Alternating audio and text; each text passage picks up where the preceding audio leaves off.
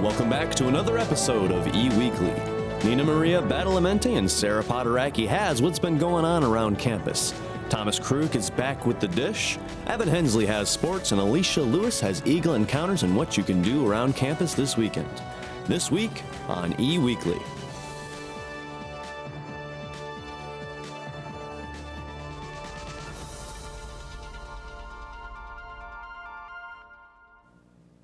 Happy November, everyone. This is E-Weekly, and I'm Nina Maria Badalamenti. It's hard to believe there's only 2 more months in 2017. Where did the time go? All the days have been blending together for me, Nina. I'm just happy midterms are over and I can focus all of my attention to bringing our viewers the news around Ypsilanti. Thanks for tuning in. I'm Sarah Podaracki. I say we jump right into it then. Let's hear it, Sarah. 2 off-campus community safety advisories for this past weekend were sent out to the EMU student body. On Saturday, a young man and his girlfriend were involved in a verbal and physical altercation on North Summit Street. One suspect fired a single shot from a handgun before all 3 suspects fled. No injuries were reported and no suspect information has been made available. On Sunday, a 19-year-old female EMU student was assaulted at knife point for personal items near the intersection of Washtenaw and Ballard. The suspect fled the area, leaving the victim with injuries to her hand, which were later treated. The suspect in this incident was described as a white male, 5 foot 11 inches tall, 40 to 50 years of age, with no facial hair and appearing under the influence of some sort of narcotic. Anyone with information related to either of these assaults should contact the Ypsilanti Police Department at 734-483-9510. Remember to always be aware of your surroundings, look assertive, and to walk with friends whenever possible. Stay safe, Eagles. On the evening of October 5th, EMU student and homecoming king Desmond Robinson led yet another silent march against racism. Last year, he organized a very similar march in reaction to the racist graffiti incident. This year's protest was in memory of last year and to continue to unite all in the fight to show support that Black lives do matter on this campus and in the world. The march, like last year, started out at the towers and ended at the site of the incident on the walls of King Hall. The event started off with 2 EMU freshmen performing a poem they wrote about melanin. Halfway into the march, student body vice president Larry Borum and a few others spoke about how one person can do a lot of things to affect their community. Robinson is a perfect example of this, as he united a group of people under common grounds. To end the event, all got in for a group photo to document their solidarity. Ypsilanti Township Police responded to a strange call this past Friday night when a Happy's Pizza delivery driver called to report an assault and robbery. The 45-year-old man was out delivering pizza when 2 14-year-old girls with black metal objects hit him several times in the face and head. The girls then proceeded to steal his car and the cash within. It did not take long for the deputies to discover the 2 girls nearby. Both the vehicle and the cash were recovered. The 2 girls were arrested and held at the Washtenaw County Juvenile Detention Center. As for the driver, he was taken to the hospital and treated for non-life-threatening injuries. The case is still under investigation. On Tuesday, October 24th, Ypsilanti residents gathered at a city council meeting at City Hall to protest the Water Street International Village project. This project is planning to build an Asian-inspired apartment complex that will be built at Ypsilanti's Water Street. The anticipation for this project is to target immigrants and EMU international students. Many residents joined to share their disapproval of the project. 15 protesters took the podium to give reasons why the International Resident Village should not be built. Many talked of alternatives that could be used in that space. They believe that the area can and should be better utilized as playgrounds and recreational centers for the kids of Ypsilanti. Some even went so far as to bring signs saying "Recall the vote" as an attempt to stop the development of this project. Many of the residents stated that they will continue to come to these meetings until their voices are heard. The decision of if the development will continue or not will be made at the end of this year. After the break, we'll have more news as well as the dish with Thomas Krug. We'll have more Eastern Weekly in a bit.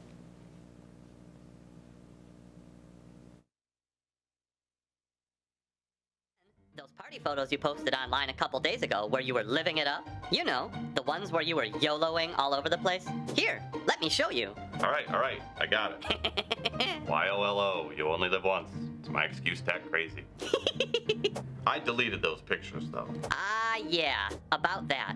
I screen grabbed some of those pictures and sent them to Benji. It was golden. You have to remember, Ben, what goes online stays online. And once it's out there forever. Well, it's out there now.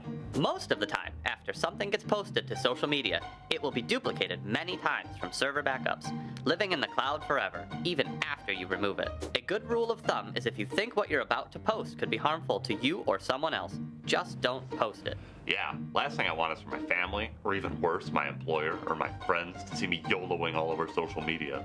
Yeah, that applies to more than just pictures, you know. It can apply to all types of content posted online, including text and videos. Oh man. You should also be cautious about the amount of personal information you have available online for people to see, such as your full name, birth date, address, phone number, mother's maiden name, etc. Yeah, I'd hate for someone to see you're going to be at a party Saturday night, go to your profile, get your home address, and break into your house while you're out partying. Or use your birth date and your mother's maiden name to answer a security question in an attempt to reset your online password and hack your account. I definitely wouldn't want that to happen. Me neither. But being selective about the information you have accessible for people to see is very important. Check your privacy settings on your social media sites to make sure they only have information you want people to see. Yeah, I like to copy my profile URL, log out of the website, and paste it back into my web browser.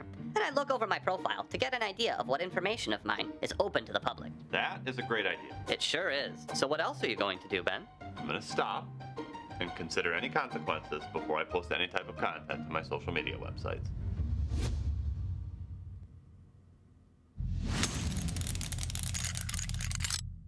In today's cyber world, the number of passwords you have to remember can be overwhelming. While it may be tempting to reuse the same passwords or store them in a not-so-safe place, in doing so, you're putting your online accounts and data in danger of being compromised. The Eagle security package includes LastPass, an encrypted online password vault that can store all your usernames, passwords, and other personal information in one location. LastPass secures your login credentials using one master password, the last password you'll have to remember.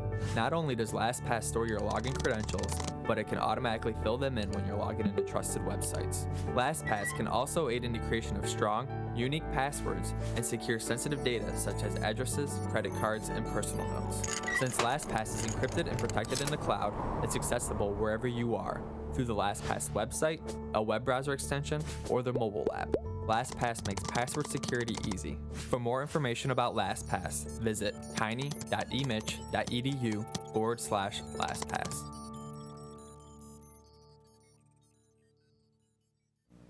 Thanks for watching eWeekly. I'm Nina Maria Badalamenti, and Sarah Podaracki has an interesting crossover story.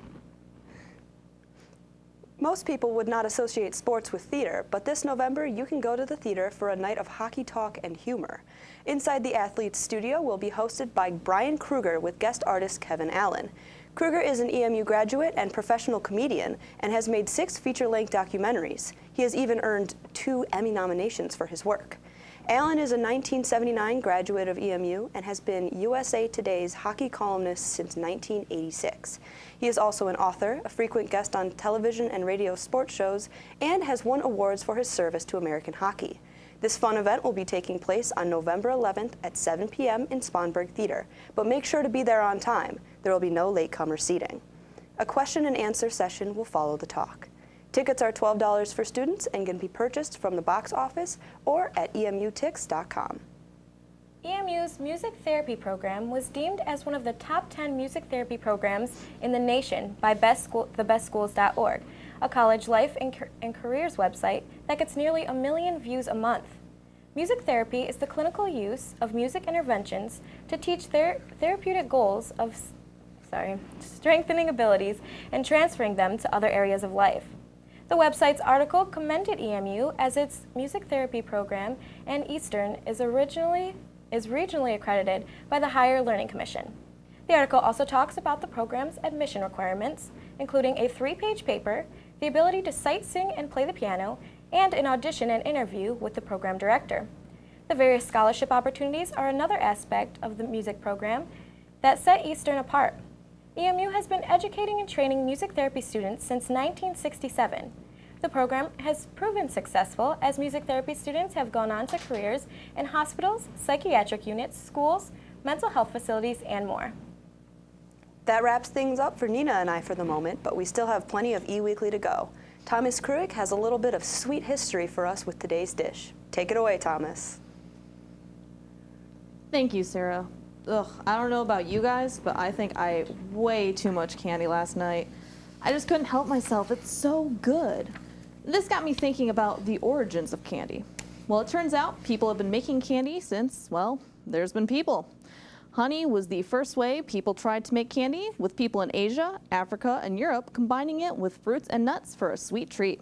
In the Western Hemisphere, the Mayans and Aztecs were cultivating the cocoa bean to produce chocolate. This was then introduced to the Spanish in 1519, who brought it over to Europe. And once candy had started being made from cane sugar in the Middle Ages, it became a pricey commodity. As well as being a delicacy for the rich, it was also used as a cure for just about everything. You know what they say about a spoonful of sugar. Hard candy started to be made in the 17th century, giving grandmothers around the world something to offer everyone that entered their home. These sweets were made by boiling the sugar and water and then letting it cool to solidify. Now, taking a look at one of the more famous candies, the chocolate bar. First chocolate bars were made this time as well. They were made by Joseph Fry, who used bittersweet chocolate, as milk chocolate wasn't invented for another 30 years by Henry Nestle and Daniel Peter. Lollipops, peppermints, and lemon drops became popular in the 19th century as candy factories started to be made all over the United States. Modern-day candy can be found in a wide range of flavors and textures, with things like Reese's, Skittles, and gummy bears being produced. With all this talk of candy, I have the urge to go home and eat some more, but I don't know if I'll be able to handle it. And why not? I'll just give it a try. That's all for the dish. I'm Thomas Kruick. When we get back, we'll have Evan Hensley give us the update on all the sweet plays from EMU Sports here on E-Weekly. Now, if you don't mind, I think I'm going to go sit down for a little. Are you an EMU student interested in getting a first-hand experience working at a radio station? Well, say no more. EMU offers a class through Eagle Radio that will thoroughly prepare you for a real-life experience. But first, you have to register for the class. Pick a date and a time slot. Then the world is yours. Eagle Radio allows you to be fully independent and customize your own show. Have real conversations about the news, celebrity gossip, update listeners about the weather, play a trivia game. It's your show. You're free to name your show whatever you want and play any edited music of your choice. If you love having heated debates and you feel your words need to be heard, then Eagle Radio is just for you.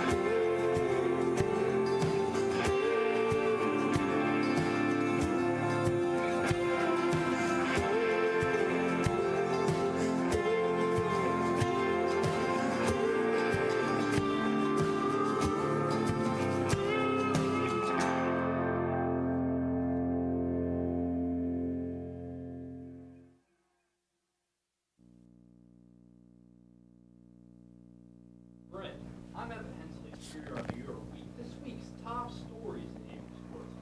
The first midweek action game of the season kicked off this week. The Eastern Michigan football team when they traveled to DeKalb, Illinois to face the Northern Illinois Huskies on Thursday. The Eastern Michigan Heartbreakers struck again as the Eagles fell in overtime 30-27 as the team blew a 14-point.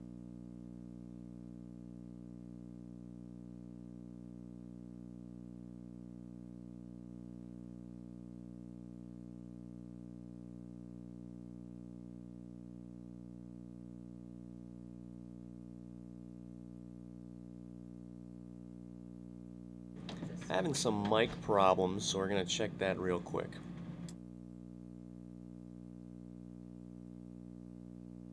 You look good at least.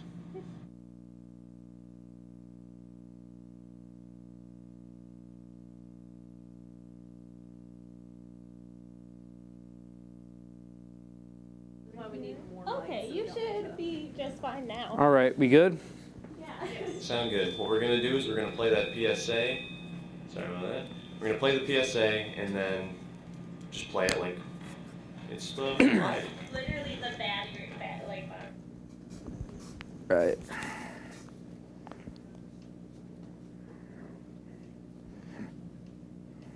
Okay, we're gonna play a PSA. This script blows.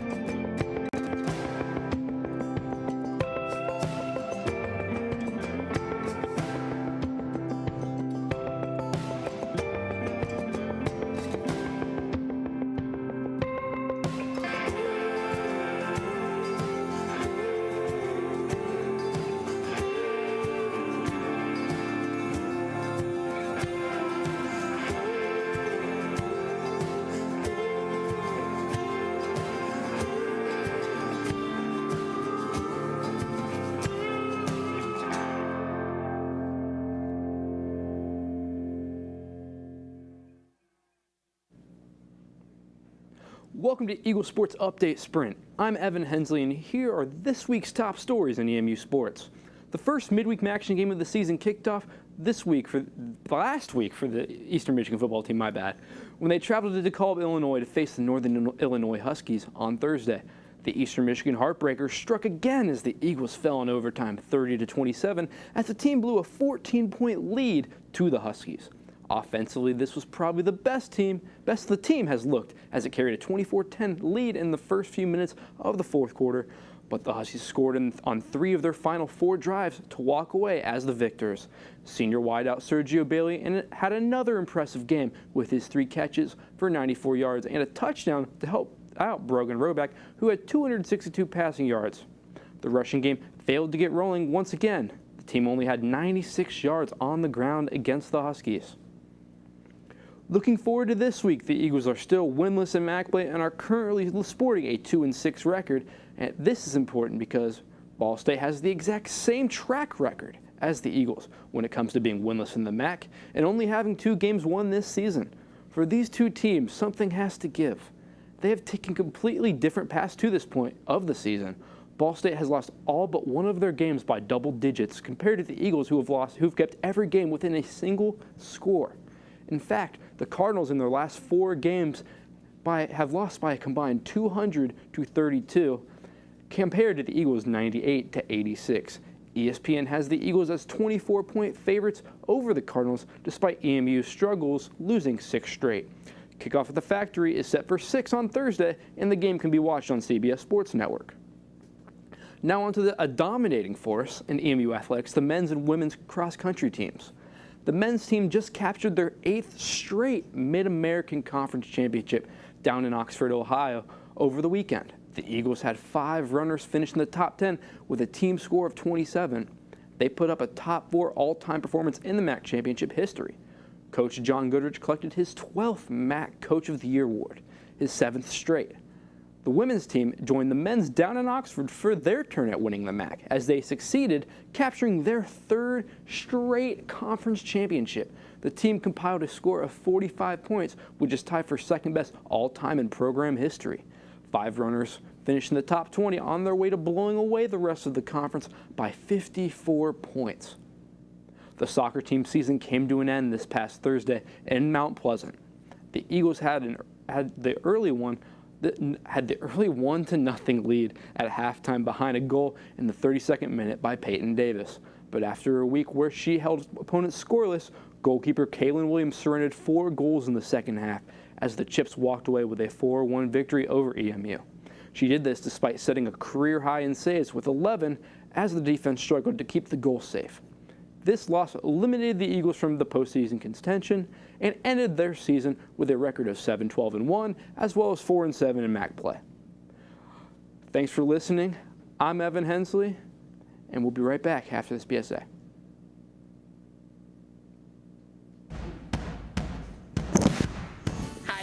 My name is Shanna Gilkison, and ETV has been a very important part of my life, especially for the last 4 years.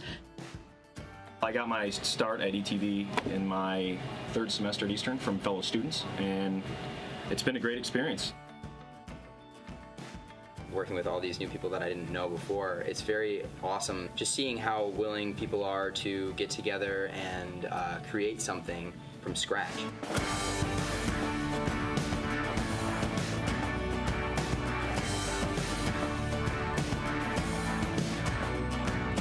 I'm Shanna Gilkison for Eastern Weekly, and this is E-Walking. I will also be hosting and producing a sort of like a late night style talk show. Everyone that's here wants to be here. They care to be here. They want to work. They want to learn. And with that kind of environment, everybody benefits. I tell you, I've been doing really well, very successful here at Eastern, but it wasn't until I really became part of the ETV club that I really felt like I was getting more of what I needed as a student. We decided that we wanted to do things above and beyond our coursework, so I was part of founding the ETV Student Org. It just so happened that Shanna was in one of my classes, and she told me to come, and I showed up, and it was very warm welcome. Like, everybody was very nice to me right away, and they actually had an idea to make a sitcom, or actually they called it a soap opera at that time, and they said they had they weren't sure exactly what they wanted, but they wanted one thing. They knew that they wanted this guy, his name is Ramon, to be their main character. I mean, that was kind of how the show Week at a Glance kind of took off. Beyond Eastern's walls, when I'm done here, I'll probably be working with some people from ETV, again, professionally. And I think a lot of students don't take advantage of what they should with organizations on campus, and ETV is one of the best.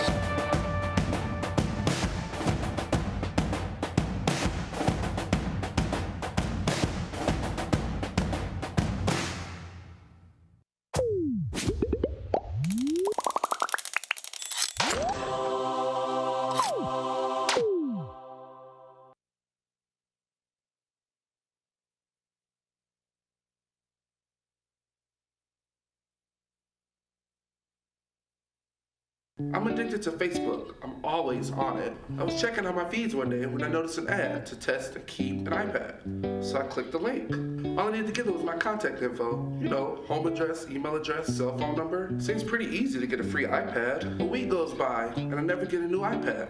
And I noticed I was getting hundreds of text ads on my phone. Because of all the extra text messages sent to my phone, my bill went up $10. Yeah, I wasn't getting a free iPad. They were just fishing for my phone number to sell to advertisers. I know there are legitimate ads on Facebook, but if it sounds too good to be true, it probably is. My name is Nate, and I'm trying to be e-safe.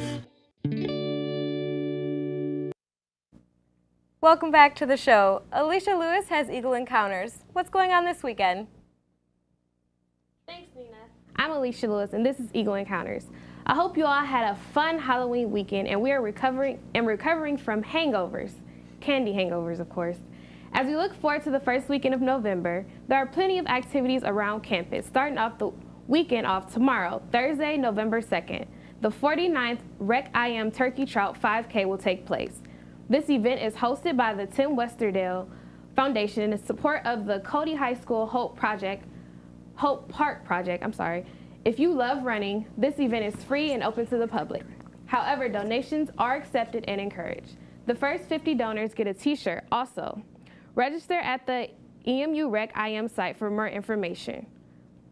As Evan mentioned earlier, the Eagles will host the Ball State Cardinals Thursday evening at 6 o'clock at the Rynerson. The Eagles look to snap their long-lasting streak. Come support your football team. Go Eagles. On Friday, November 3rd, the CeeLo Studio Recital will be held in the Alexander Music Building in the Recital Hall. This event is free of charge, open to the public, and is also LBC approved. Visit the Music and Dance site or call the department at 734-487-4380. Also on Friday is EMU Special Olympics Night. Help support EMU Special Olympics while the Pistons play the Bucks at Little Caesars Arena. Lower bowl tickets are $65, while tickets in the upper bowl are $35. Tickets are sold through the EMU Special Olympics site. A portion of each ticket sold will be donated back to the EMU Special Olympics Club. Support a good cause and check out the new arena. It's still very shiny.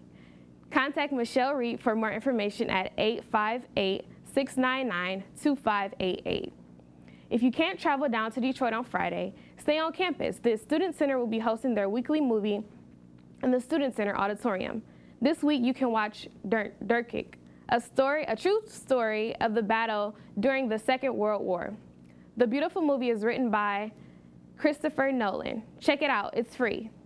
Moving ahead to Saturday, you can watch the EMU volleyball team take on the girls from the Northern Illinois. Game time is at 5 p.m. at the Convocational Center. Also on Saturday, check out Detroit's new Japan Gallery. It is said to bring together newly equipped works with old favorites that have not been viewed for years. The cost of the Detroit's Art Institute is free for residents living in Wayne, Oakland, and Macomb counties. For more information, visit the DIA website. Be sure to bundle up this weekend. The weather will be warmer than the past couple of days, but that doesn't mean it's warm.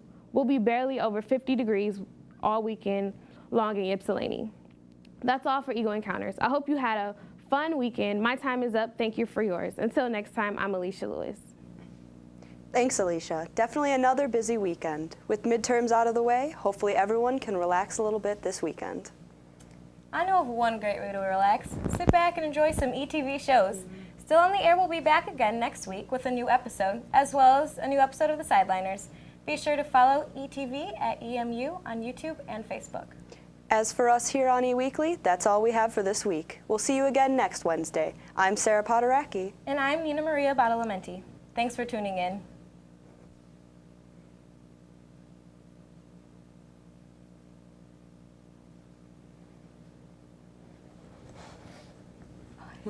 Writers.